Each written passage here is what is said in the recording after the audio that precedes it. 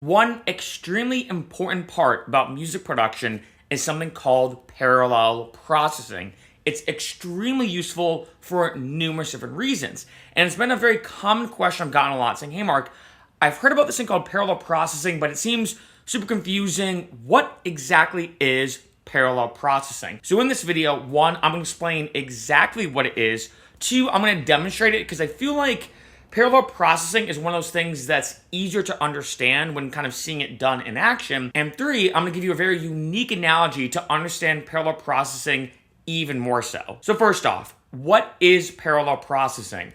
All parallel processing is, and I'm kind of oversimplifying a lot in this video, all parallel processing is when you send one dry channel and one wet channel, sometimes more than one, to the same channel. Let me show you how it's done, because I feel like even though that's a very simple explanation, you might still be like, wait, what do you mean by sending a dry and a wet one? What does that mean exactly? Let's go into Ableton. So I have this song pulled up that I'm working on right now. And as you can see here, I have this audio effects rack. Now I want to stress, this is not just for Ableton. This is in any DAW. And as you can see, I have multiple chains. I'm going to mute this one chain right now. So for now, I'm going to focus on these two chains. Now I have this vocal sample, so I'm going to play it. I'll play it dry, actually, so you can hear it without any reverb, without any effects. You've got the most beautiful diamond eyes. Right, so now you can hear it. Now, if I go here, what parallel processing allows you to do, or when you're doing parallel processing, is first off, you send one dry channel. So this middle one, you can see, has no audio effects. You're hearing that sample without any effects, reverb, delay, EQing, basically nothing is going on that channel. Then I have the wet channel. So in this case, this is very common, like say in vocals, in this case, or other ones, I have reverb. So as you can see, if I solo this, this is the 100% wet of reverb. So I'm sending all the reverb to one channel and basically nothing to another channel. I've completely all reverb here and just the regular channel here. So now if I solo the reverb,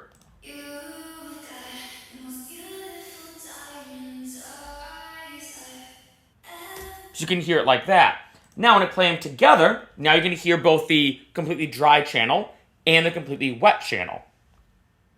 You've got the most beautiful diamond eyes.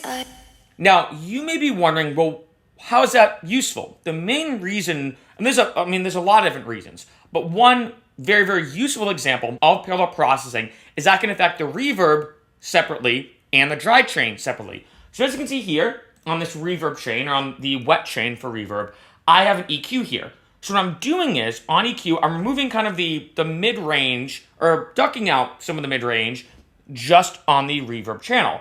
Because if I go to, let's say here, let's say I pull up reverb, this is what a lot of like normal or beginner producers will do. They will have reverb like this, have like the dry wet on, I'll just leave that 55%.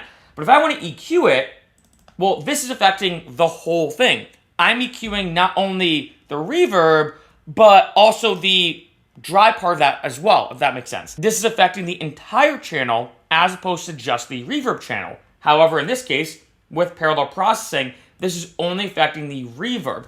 And I feel like this is super important because especially, let's say if you have a sample like this one, I sometimes want the dry and the wet. In addition, let's say I'm like, all right, I like the reverb, but maybe it's too much, right? Like, let me do this.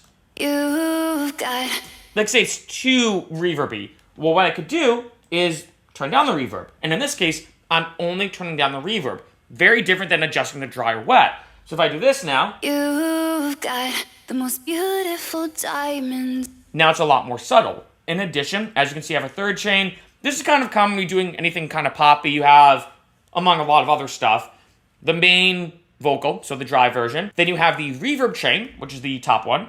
And then you have kind of like a delay. So if I play this here, I'm going to show this. That kind of like poppy echo, right? But as you can see here, I did the same thing where I EQ'd it. I didn't really want that much mid-range or any of this, but that high and that kind of like, especially because it's a girl singing, that kind of like high-end sparkle almost. So now when I play them, You've got the most beautiful diamond eyes I've ever...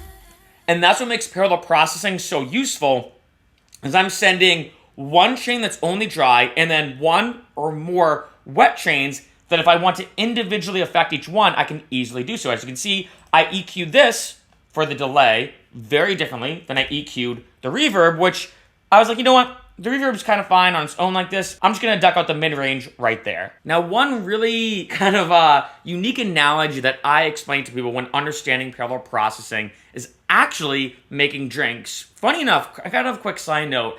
I feel like cooking and mixology, because I'm a former bartender, is actually very comparable to music production. There's a lot of similarities, interestingly enough. But anyway, you've probably seen this before. This exists in a lot of random stores, and it's a pre-made margarita. There's a lot of these kind of pre-made drinks, and when you buy that pre-made drink, it already is pre-made in such a way that you pour it into a cup and you can drink it. Now, there's some pros to that because it's already pre-made, but there's a lot of cons as well. If I want to drink it or affect that mix, well, I'm stuck with it. I'm stuck with the way they put in the tequila and the margarita mix and any other additives that they put into that mixed drink. Now, as a bartender, let's say if someone came to me and said, hey, I want a mixed drink, well, would I use a pre-made mixed drink? No, I'd want to make it on my own. I take tequila, I take margarita mix that has no alcohol in it, and I'd affect it as I go, because that way I have the full control over how much tequila I want or how I want to use the tequila. I have the full control over the margarita mix or any other additives that I want to put into that mixed drink. Likewise, with parallel processing, I look at it very similar to that, where let's say my wet channel is the tequila, my dry channel is the mixer, so let's just say rum and Coke, for example, I have rum and Coke. Well, I can affect each one individually however I want. I can use Diet Coke instead of Coke. However, if I buy a pre-made rum and Coke that you can get in a bunch of stores, well, now I'm stuck with it. Yeah, I can put more rum into it if I want to make it stronger. Yeah, I can put more Coke into it if I want to make it weaker as a drink. However, I'm stuck with that mixed drink. I'm stuck with that pre-made mixed drink that has all this stuff in it, and unfortunately, there's not a lot I can do about that. Let's say, for example, I have a pre-made rum and Coke, and I want to, like I said before, make it Diet Coke. Well, even if I pour Diet Coke into it, I still have that Coke in that pre-made mix. So what parallel processing really allows you to do is separate almost each item individually, so you can affect each item on its own and then combine them together.